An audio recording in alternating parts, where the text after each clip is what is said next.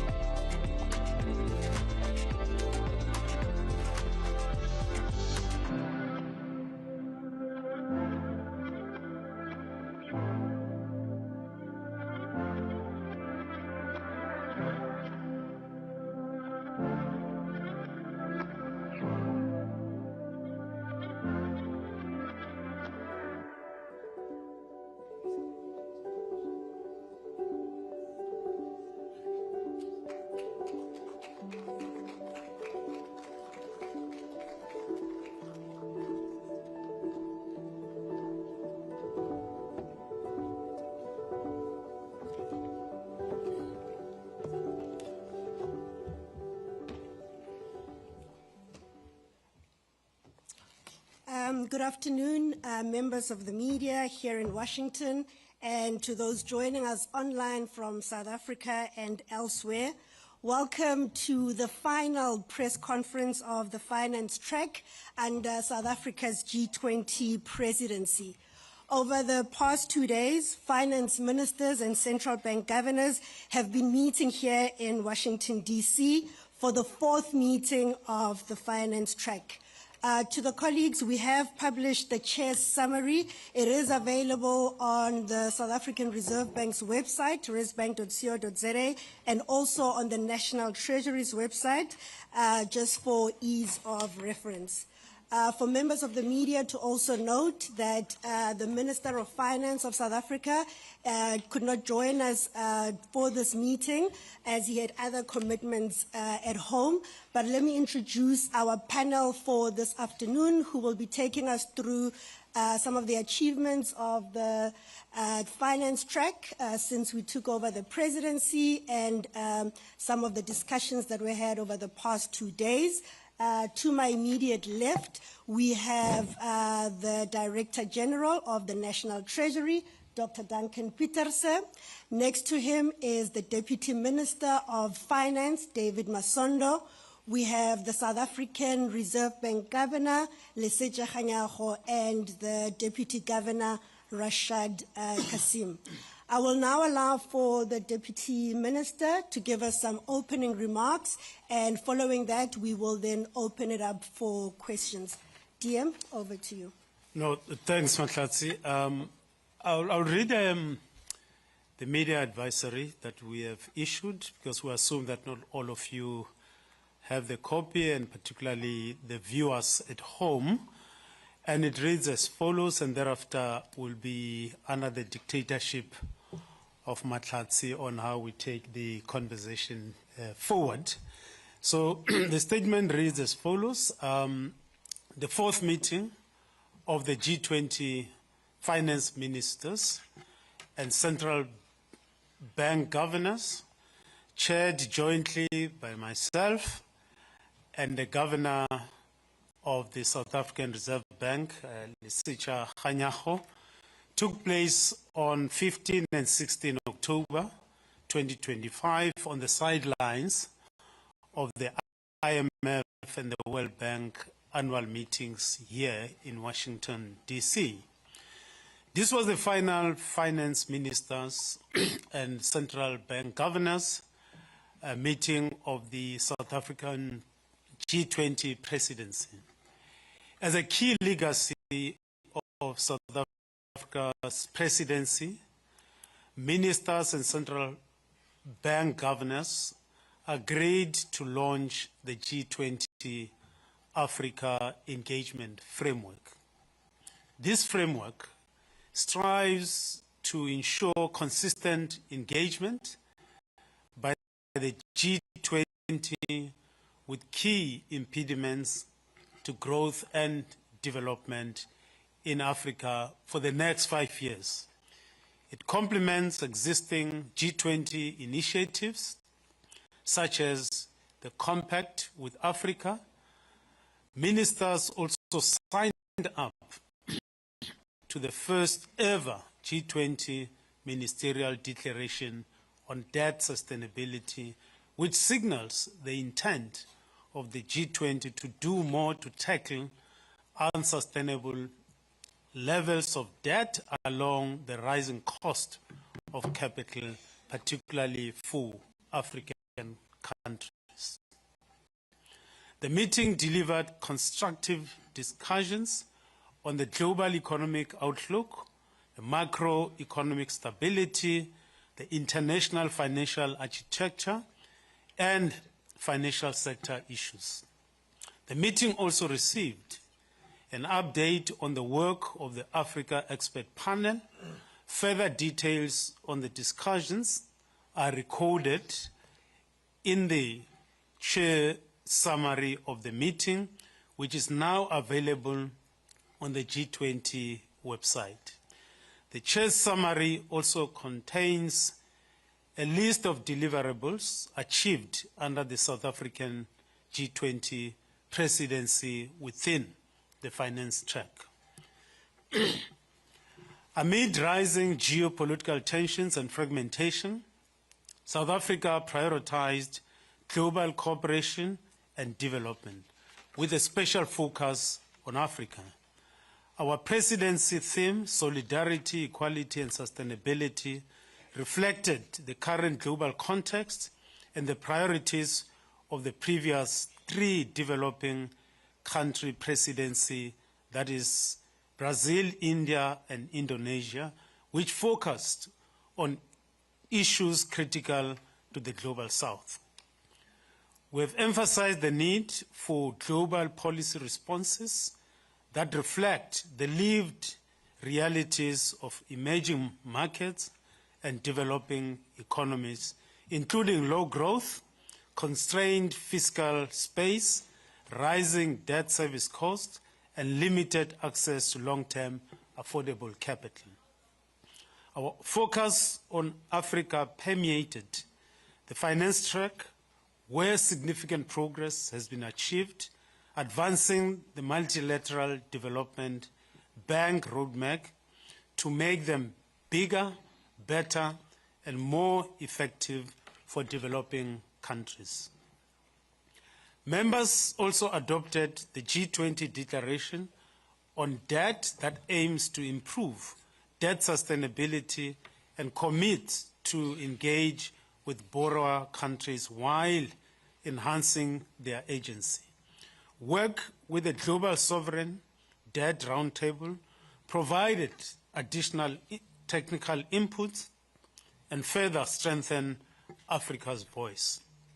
For South Africa and other developing countries, the developmental commitments made during the first cycle of developing countries presidencies must be carried forward beyond 2026, ensuring the G20 remains relevant and effective in a divided world.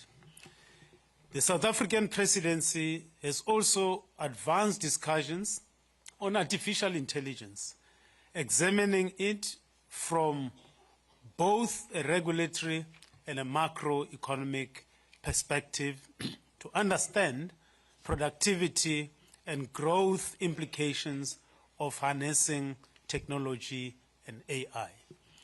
There's broad agreement that further work needs to be done.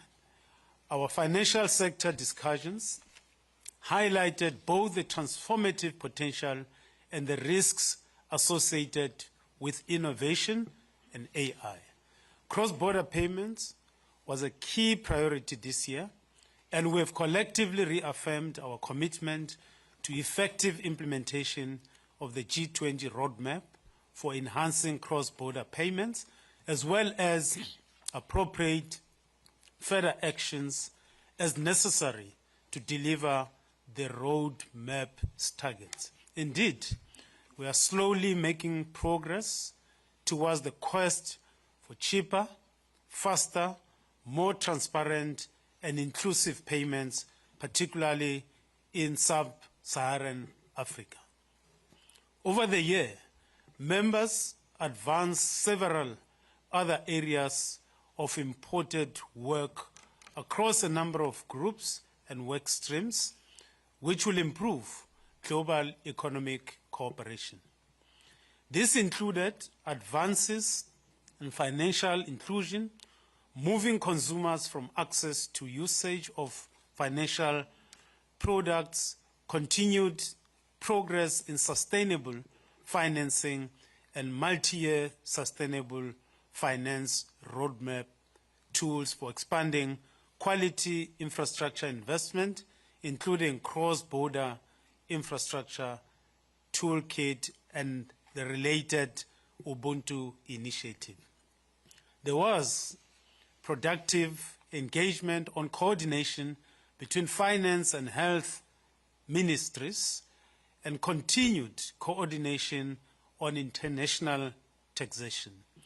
Finally, members welcomed a review of G20 finance track processes conducted by the South African presidency, ensuring that the G20 finance track remains the premier forum for the global economic cooperation. The G20 continues to play an important role in fostering stability, inclusion, and sustainability in the international system. We are confident that the work carried forward from this presidency will strengthen our shared efforts to build a more equitable, resilient, and prosperous global economy. South Africa will host the G20 Leaders Summit in Johannesburg in November, and we're looking forward to seeing many of you there. Thank you. Thank you very much, Deputy Minister. We will now open it up for questions. For those in the room, if you could put your hands up, a roaming mic will come to you. And then please just state your name and your designation as well. The journalists that are online, they can use the chat function, and I will read up the questions, and then I will give the Deputy Minister the powers to decide who answers those questions that come forward. Thank you. Thank you. Thank you. My name is Nayan. I'm with Indo-Asian News Service. I have a question regarding US-China trade war, which is underway right now. US Treasury Secretary Scott Bessent yesterday said that there will be a global wholesome response to Chinese export controls on rare earths. My question is that did the US side raise those concerns in the G20 meeting? Sorry, should I continue? So my question is, did the US side raise those concerns in the G20 meeting, and what is South Africa's position as the chair of G20? Thank you, Chair. All right, DM? DG, do you want to take it? Well, thank you, DM. Well, I think the question was really about whether that was raised in the context of the G20 discussions, and the short answer is no. Trade was, of course, discussed in the Framework Working Group itself, and the outcome of those discussions are reflected in two places. One in the Chair's summary that you have in front of you today in the Global Economic Outlook section, as well as in the communique that was agreed upon in Durban. And I'll refer you to the fourth paragraph of today's Chair's summary to give you a sense of how those discussions ended up. And the key point I would highlight here is the fact that the line that talks about the way that we need to, A, address excessive imbalances throughout the world, but do so in a way that contributes to an open global economy and without compromising sustainable global growth. And then both this Chair's summary as well as the declaration from Durban earlier this year spoke about the importance of the WTO to advance trade issues and acknowledge that the agreed upon rules in the WTO are integral as part of the global trading system. So if you read through the language that you find in this Chair's summary, that will give you a sense of how those matters, to the extent that they were raised in our discussions, were resolved by the G20 members through their deliberations. Okay. Let's take two at a time. As I will take the gentleman over here and then the lady in front. Hi, my name is Magnus Sherman. I'm with Octus in London. I wanted to touch on the point about preferred creditor status. Some of the current African debt restructurings are being held up by certain African institutions claiming preferred creditor status. Was that discussed during the meetings, and are we any closer to a sharper definition of what constitutes PCS? Okay. Hello. Fung Skovgaard from Investgain Media from London. You were talking about technology and innovation. And we talk a lot about AI, but I would like to understand whether you have mentioned blockchain. Blockchains mean, I'm referring to digital bonds. It's a way to raise capital for countries and also to help G20. Okay.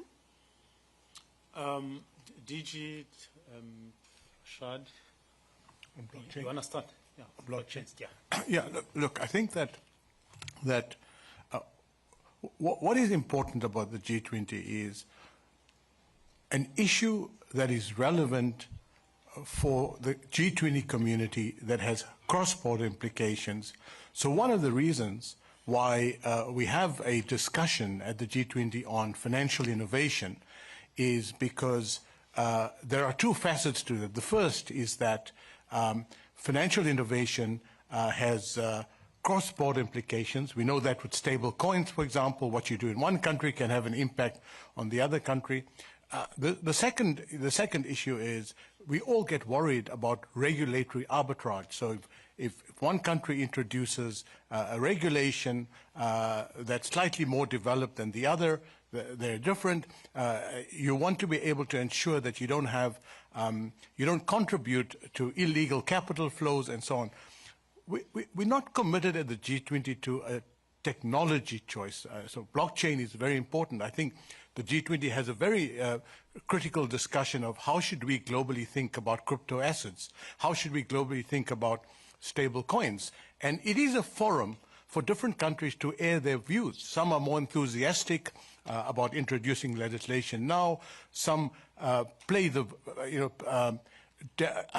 celebrate the positive side. Others may celebrate, may raise caution about the negative side. So the conversation is a broader conversation on financial innovation, of it.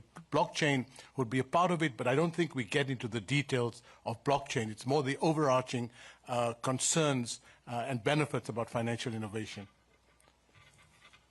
It's a follow-up there, I think. Okay, can...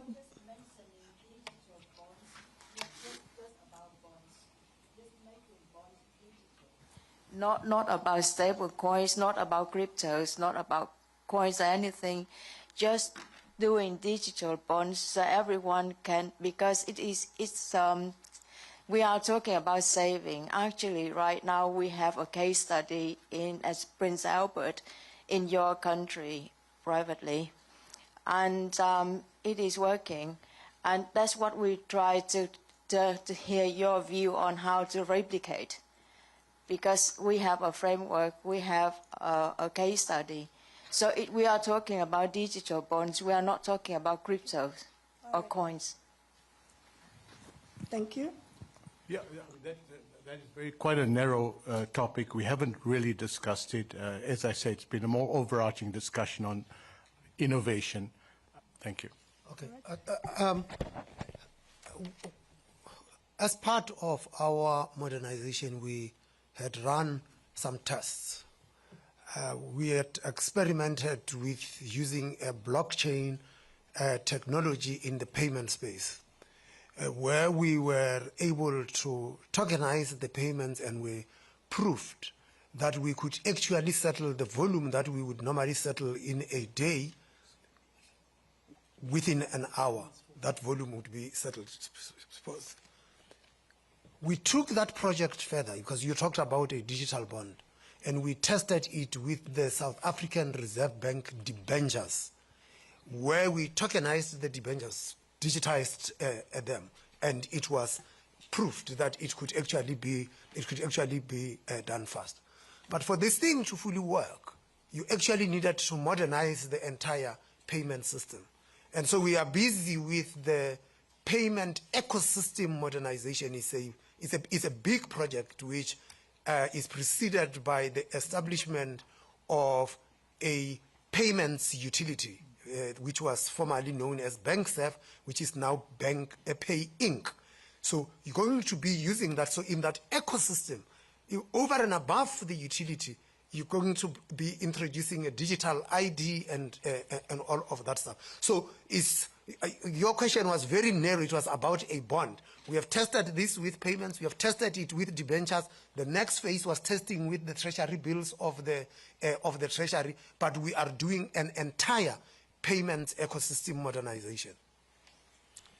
There was a question which requires DG's answer. I think it was from you. Yes. Yeah. Matt. Yes, happy to come in on that. So the question was about whether the issue of preferred creditor status was discussed at all during the course of the presidency. And it came up in a few different areas. Number one, of course, within the context of the common framework for debt restructuring. That's an issue that was discussed there. And just to alert you to the fact that we do have a few, if you go to the annexure of the chair's summary, you will find some of the reports that were produced as part of the outputs of the G20 presidency for South Africa. And one of those were the fact sheets for the common framework for debt treatment, where we did a few case studies where these issues were raised. And I think the important point to make there, and sorry, I should add that there was also a side event on private creditors' involvement in common framework debt restructuring that was done with the Paris Club earlier this year as well. And I think the key issue to mention there is that from our perspective, as we say in the statement as well, the common framework remains the key vehicle through which these kinds of debt restructuring happens. It also remains the mechanism through which issues such as the preferential creditor status is discussed and how that is managed.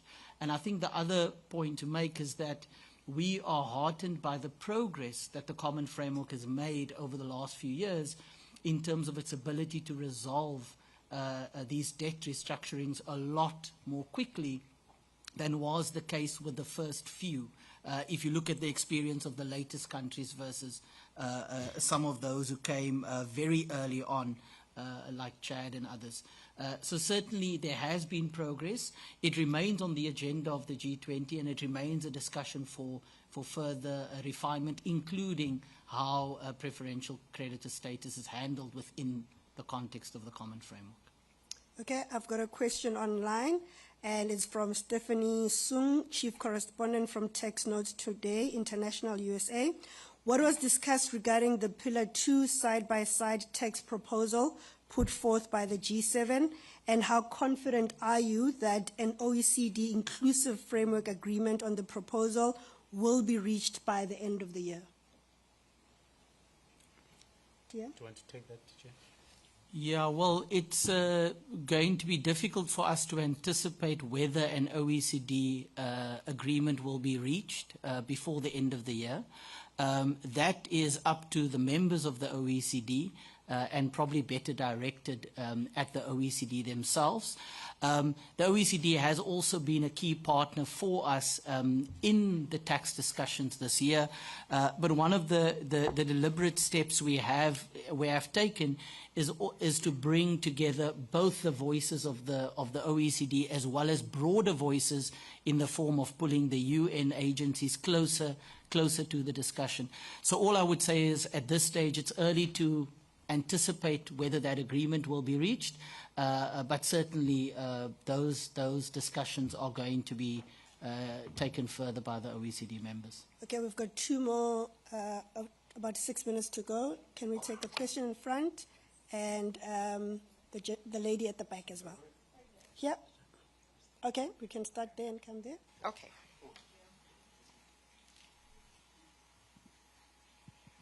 Thank you very much. My name is Kemi Oshikoya with the Africa Bazaar magazine. My question to you is regarding how is the G20 addressing credit rating biases that raises African borrowing cost? And the other part of the question is what reform to multilateral development banks is the G20 under the South Africa presidency championing to unlock more concessional and blended finance for Africa? Thank you very much. Okay, who's taking that one? Okay, I can start. So I think on the issue of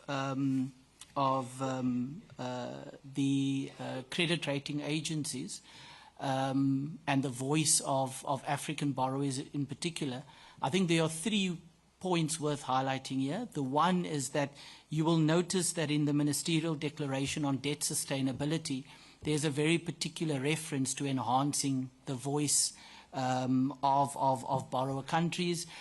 It is an initiative that's recognized both within the context of the G20, but also, as you would know, there's a global initiative underway led by the UN, Egypt and Zambia to create a platform to raise the voice of borrower countries in these negotiations. Secondly, the issue of credit ratings has, of course, also been raised by the G20 Africa expert panel. So if you look at the report that was submitted by former Minister Trevor Manuel, there are some very specific recommendations in that regard, and they draw on some of the literature that demonstrates the biases that do exist there. From our perspective, through the Africa Engagement Framework, which was adopted and which the Deputy Minister spoke about earlier, where G20 members will, for the next few presidencies, have an opportunity to choose from a menu of policy options insofar as they relate to Africa. One of those is, of course, the cost of capital. And we are certain that that is an issue that will be picked up by one of the upcoming presidencies, where the kind of issues that you've raised, both on the role of credit rating agencies, enhancing the voice of borrower countries, and also extending concessional finance via MDBs will be taken forward as part of the G20's agenda. And I'm sure that the Africa G20 expert panel, whose work will continue and where all the key Africa agencies are represented, UNECA, AFDB, AU, and so on, will also ensure that they prioritize this in their work going forward. Thanks. Okay, Eden Harris, Financial Times, the banker. My question is for you, Governor. What is South Africa doing to protect South Africans from bad actors who prey on the banking institutions that basically are vulnerable to hackers? So, like, what are you doing to protect your consumers from hackers who prey on developing countries? Okay, I think that just to conclude on what the DG was saying about the rating agencies. There is a global standard set by IOSCO that is supposed to regulate the conduct of the rating agencies. And so in evaluating the behavior of the rating agencies, you've got to look at that in that context. The second is that rating agencies have got to be transparent in their methodologies. And if they're transparent in their methodologies, I say, at least I could speak from the South African perspective, we are able to take their methodology and take the data they are using and see whether we are able to replicate it, and we can actually engage them and challenge them based on their methodology and say that your rating is wrong. And so if you were to look at South Africa now, and you look at the reports of the rating agencies when they downgraded South Africa in 2017 and 2020, their trajectory was that debt to GDP in South Africa will reach 84 and 94%. In the case of one agency, it said that we might actually reach 100. 8 years later, we are at 76%. So they were wrong. So you need to be able to engage with them on that basis. Now, not all countries, especially developing countries, have got the ability to take the methodology of the rating agencies, test its robustness, confront the rating agencies with the data. And I can tell you now, we are capable of saying, based on your methodology and the data that we have, your rating is wrong. This is what we think our rating should actually be. And that is the power that the borrowers actually need. Now, for many of the developing countries, they would not have that ability. And important here would be to build the capacity of the borrowers to be able to engage in that manner. And if they can't engage directly, whether you create capacity that can be availed to the borrowers so that the borrowers would be able to engage in that manner. Question about the protecting consumers against hacking. Hacking will take place. There are bad guys out there. And the issue of cybersecurity had become very important. And through the structure of the BIS and the Financial Stability Board, we have got the cybersecurity reporting task. If any one of us has experienced a cyber incident, we have got a mechanism of sharing that information and seeing what lessons are learned and how you actually respond to that. It then becomes the responsibility of the individual institutions to put in place checks and balances and controls to protect their customers. That you will be hacked is a given. You can put all sorts of defenses. That you will be hacked, it will happen. There will be a hack. The question is, when it happens, how quickly are you able to respond to that? And I'm saying this decidedly because there had been advanced economy agencies that had been hacked. So that is what you are going to be faced with. And on the consumer side, it is also very important that consumers are actually informed and equipped to be able to engage. Because in many respects, it is not so much that the institution got hacked. It is because the consumer didn't know what was the right thing to do when approached or tricked into some vulnerability, and they click on the wrong link, and you end up with a situation. So globally, we need the cooperation as policymakers, and country specific. You need legislation that would govern this, and the institutions themselves have got to put mechanisms in place to do this. And lastly, the consumers need to be made aware of what the vulnerabilities are and how they can protect themselves against that. Unfortunately, we have run out of time, but we do have our principals with us. If there are any specific questions that you want answered, just come to me and we'll try and arrange it. Thank you very much, ladies and gentlemen, for joining us, and we do look forward to seeing you in South Africa in November. Thank you.